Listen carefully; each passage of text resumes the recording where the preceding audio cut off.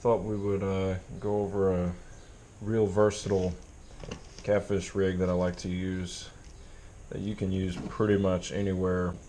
As long as there's not a lot of hang-ups where you're fishing, this is probably the best rig I would say that you can use. So you'll take your main line here. This is this is the line coming off my reel.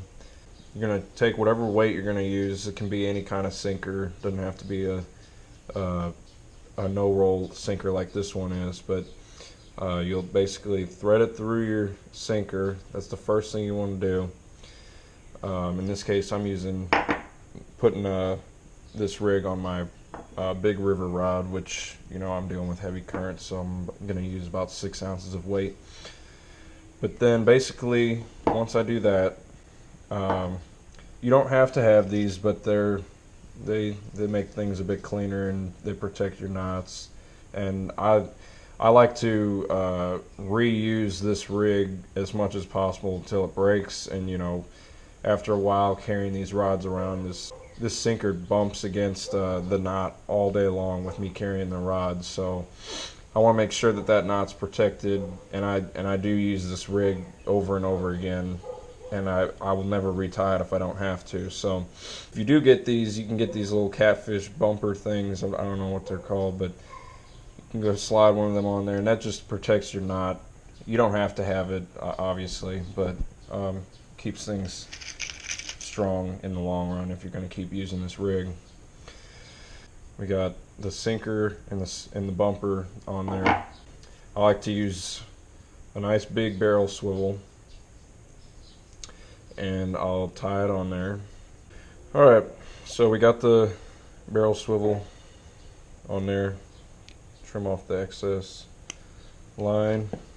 And then I usually come over, and if you're going for big catfish, you're going to want a really strong leader, because their mouths on the inside are abrasive. They have real small sandpaper kind of teeth, and it's going to rub against this line and wear it down, especially if you keep using it over and over again. You're going to want to use some pretty strong monofilament, and right here I'm using this 50-pound trilene big game, but you can use anything that you find as long as it's nice and strong monofilament. It doesn't matter what the brand is.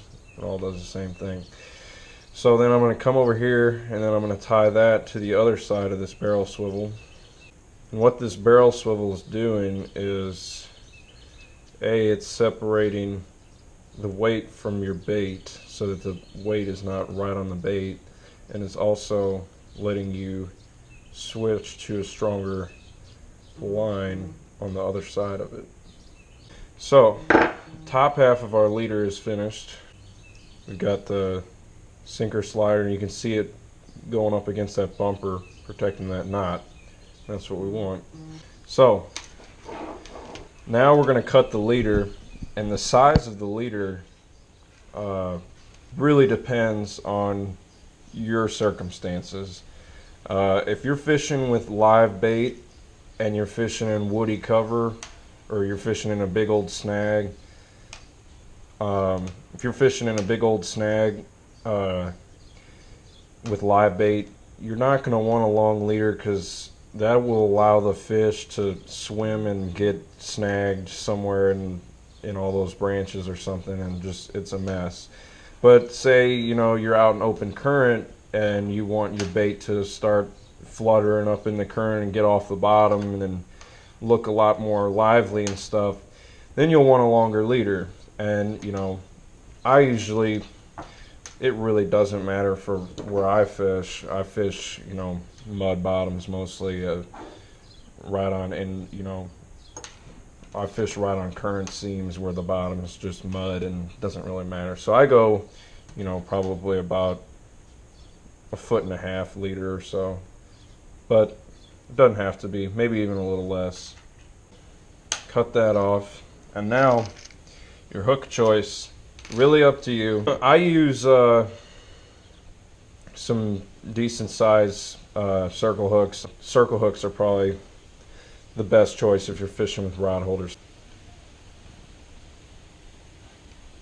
You want to make sure these knots are real tight, because as you start to use heavy amount of filament, tying knots and tightening them down gets kind of difficult. So spend some extra time, make sure they're tight, and you don't want it to come loose at the most critical moment. So make sure you're extra careful about that.